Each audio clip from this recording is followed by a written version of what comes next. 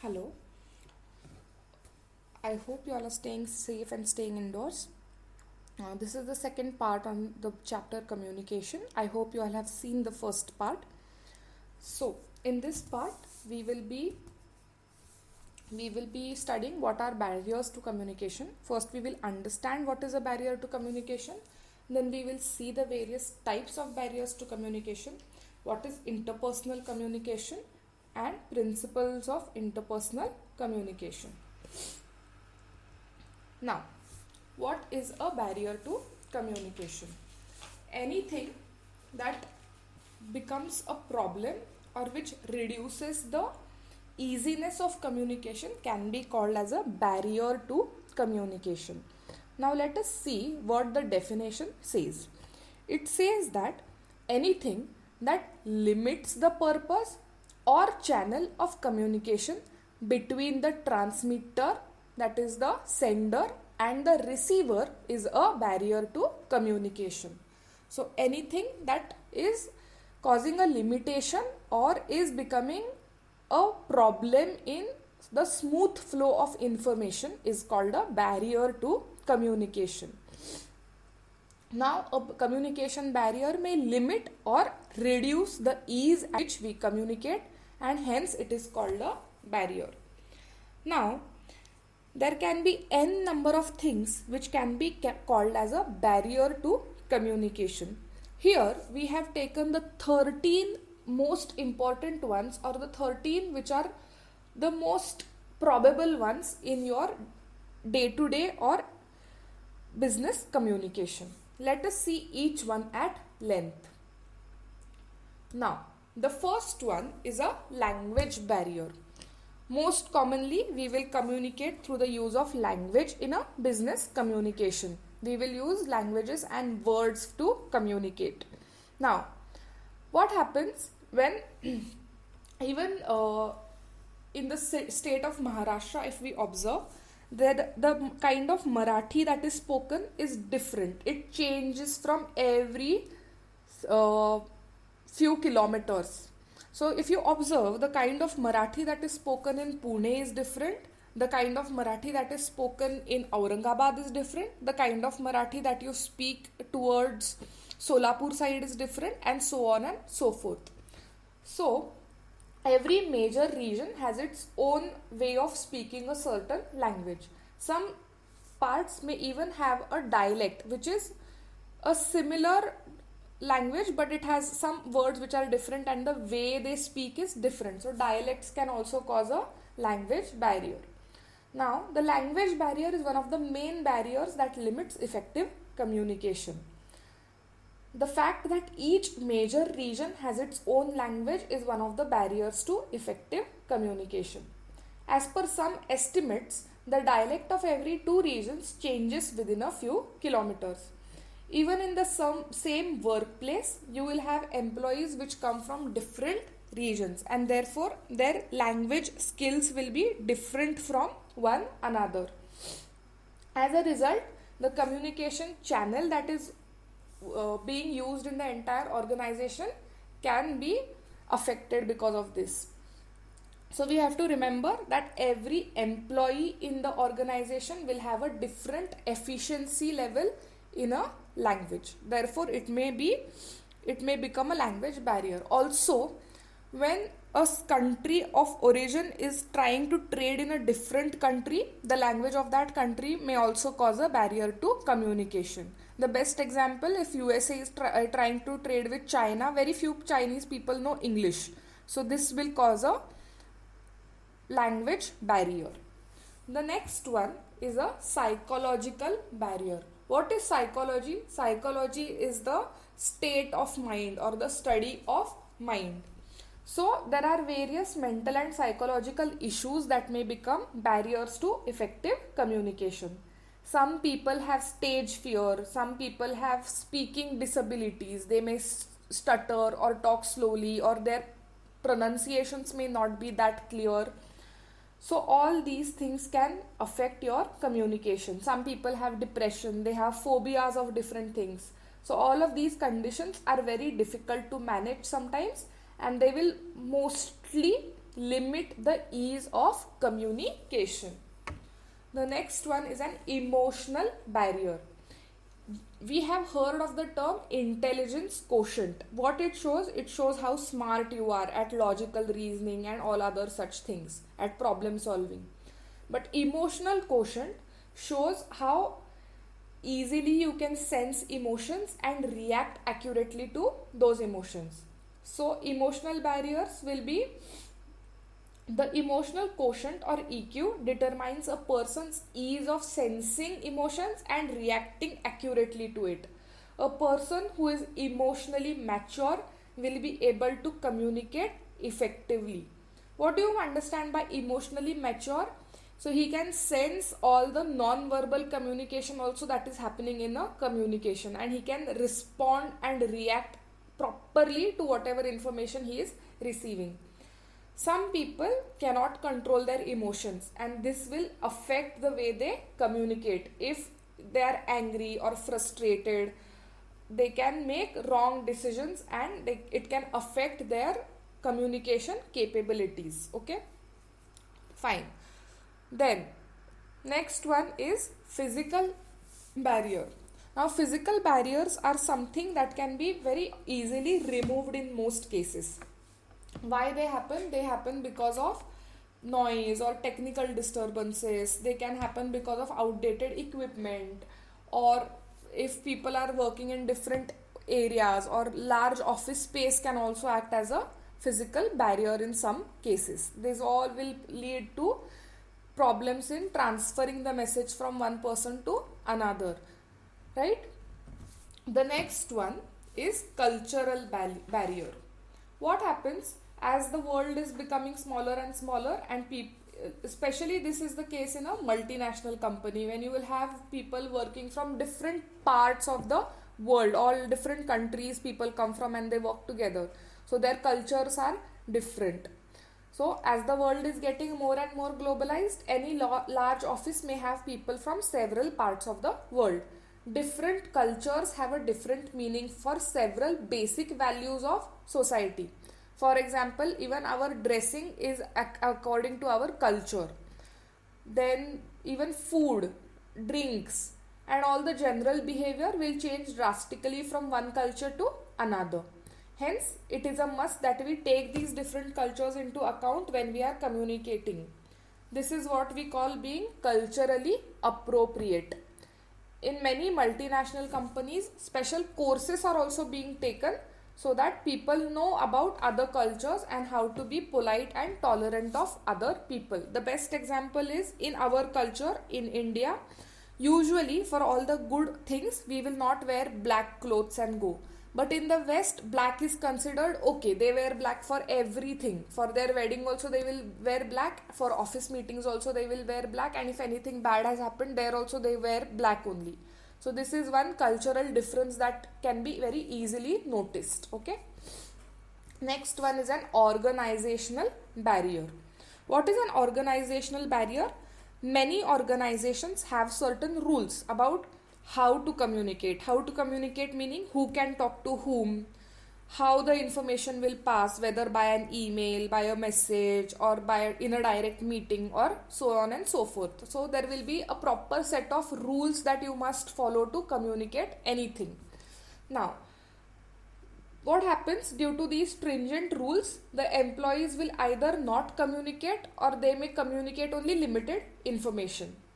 So this is causing a barrier to the organization in communication, to the organization also, and to the person at his individual level also.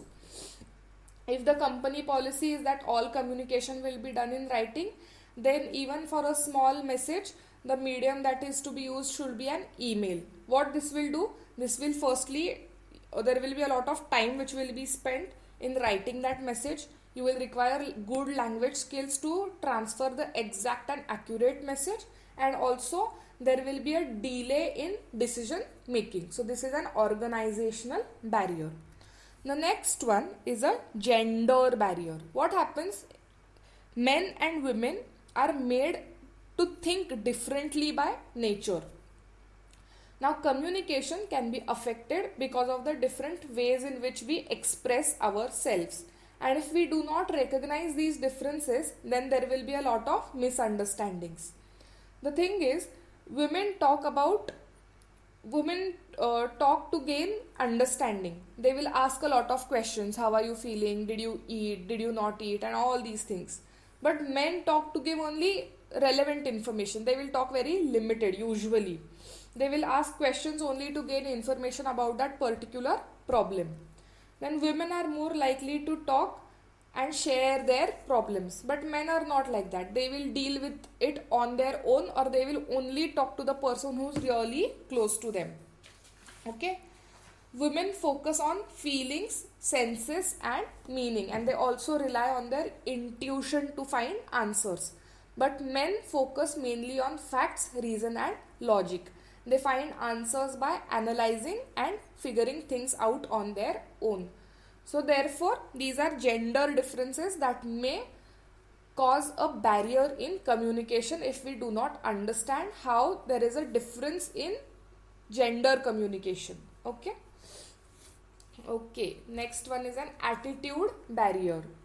Some people are introverts, that meaning that they don't like to communicate a lot, or they like to be alone, whereas other people can be very talkative and extroverts, or they like to express themselves easily. So this is an attitude change. Some people may be very hardworking, some people may take everything very seriously, some people may want to do everything on their own. So all these are attitudes, and other people might be very laid back, or they might be very lazy, or they might take everything very lightly. So these can cause barriers in communication.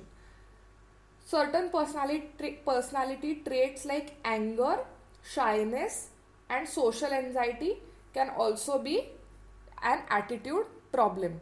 But these problems, if they are addressed by good management, if they are given proper training, then they may be corrected also, right?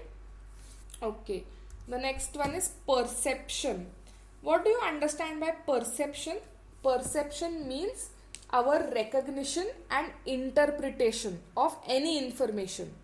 Now, it also includes how we respond to the information that we are getting.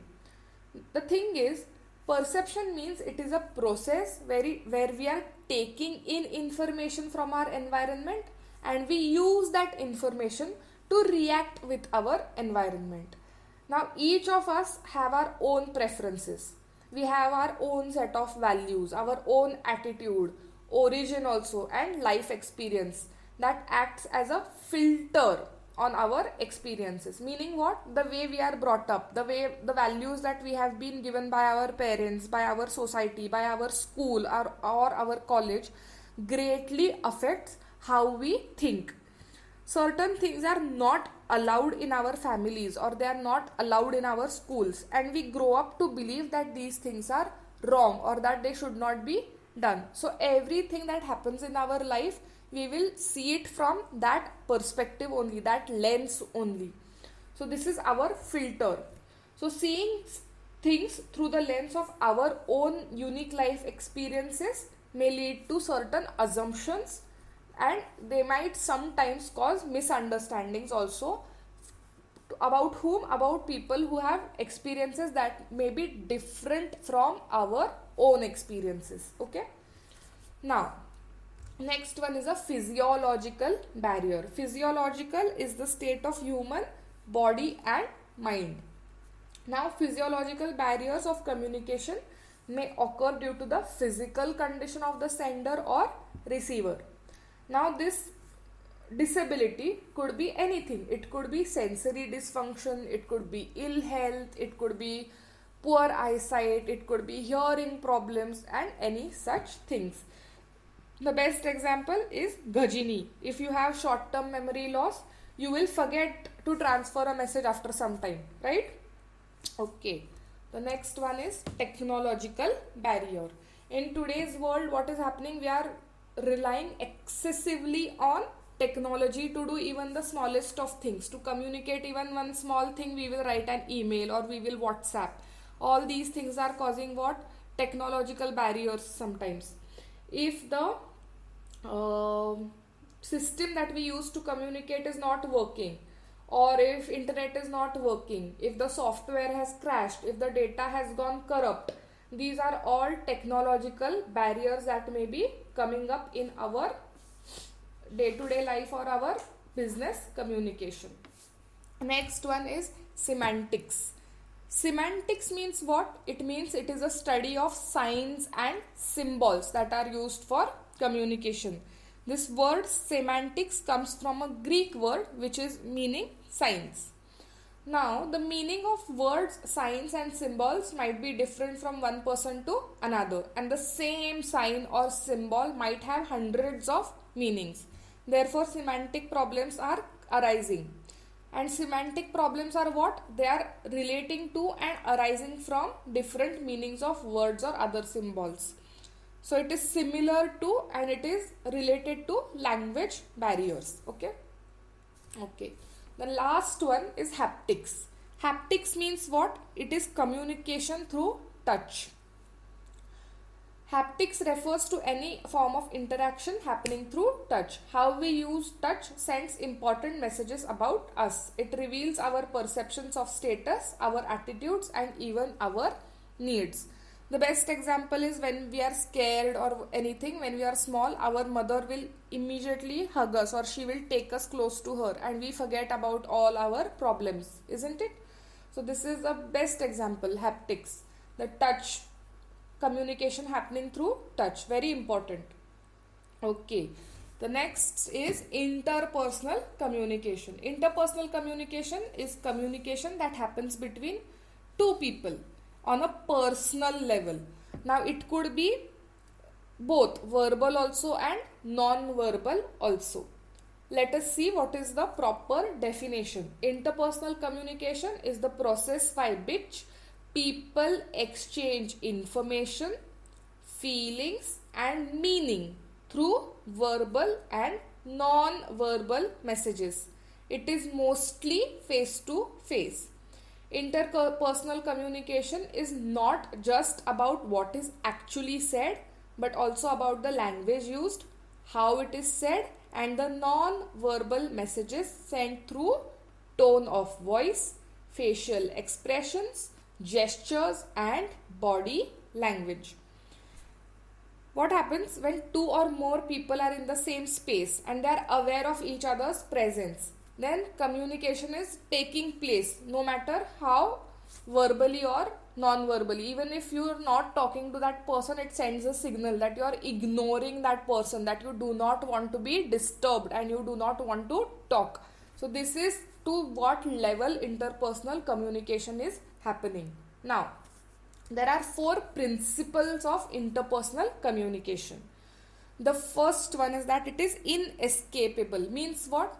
That we cannot live without communicating for a long time, because man is a social animal. We have to talk to somebody, at least one person throughout the day or in our lifetime we have to talk. Unless we are living on a deserted island, it is not possible. We have to keep on interacting and communicating with people. Even if we decide not to talk to somebody, that itself is communicating something, isn't it? That you are angry or you don't want to talk or you need your own space, right? Okay. The next one is that it is complicated. Okay.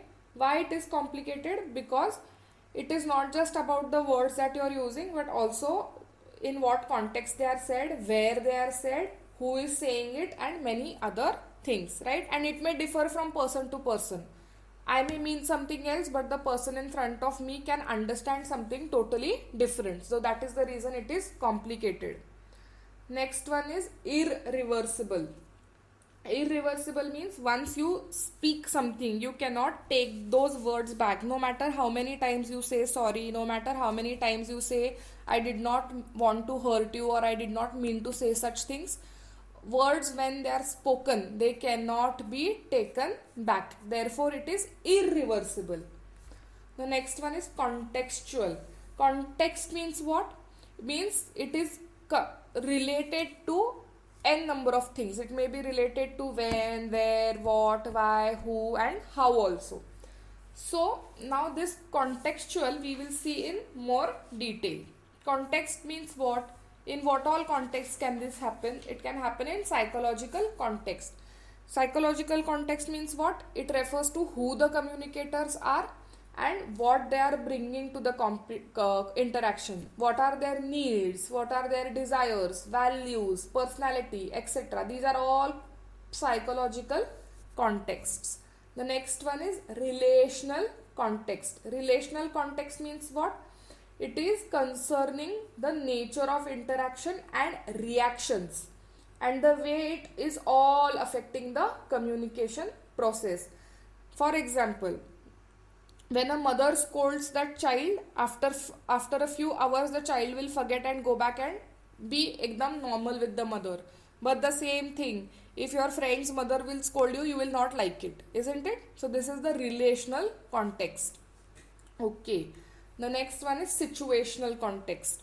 Situational context, it is depending upon the situation that you are in. For example, if something very serious has happened, for example, some accident has happened, at that moment, if somebody is cracking a joke about that person, it is very bad. It is the situation does not demand this type of communication at that moment, isn't it? So situational context refers to social concept of communication. For example, the kind of interaction that takes place in a classroom is very friendly, but the same kind of interaction will not happen in a board meeting. There some serious decisions, some serious discussion has to happen. So this is all situational. The next one is environmental context. Environmental context is all about the surroundings. It is about the nature, about the temperature, about the season, about the time of the day, about the noise that is happening around you. All these things are environmental contexts. The last one is cultural context. Culture, like I said, it is all about the learned behavior. These things have been taught to us right since the time we are born. We are told in what situation how to act, how to behave in front of elders, how to behave in front of your teachers, how to respect each other. All these things, these are cultural contexts. It includes all the learned behaviors and rules that affect interaction.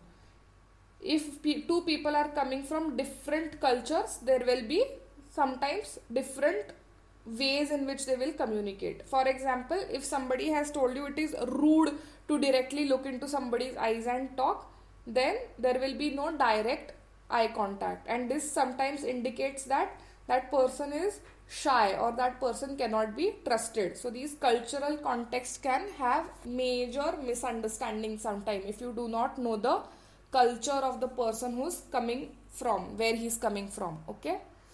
Okay, so in this video we have covered what is barrier to communication, what are the different types of communication barriers, what is interpersonal communication, the principles of interpersonal communication, and the different contexts of interpersonal communication. Okay, I hope you have understood this properly, and we will meet in the next chapter.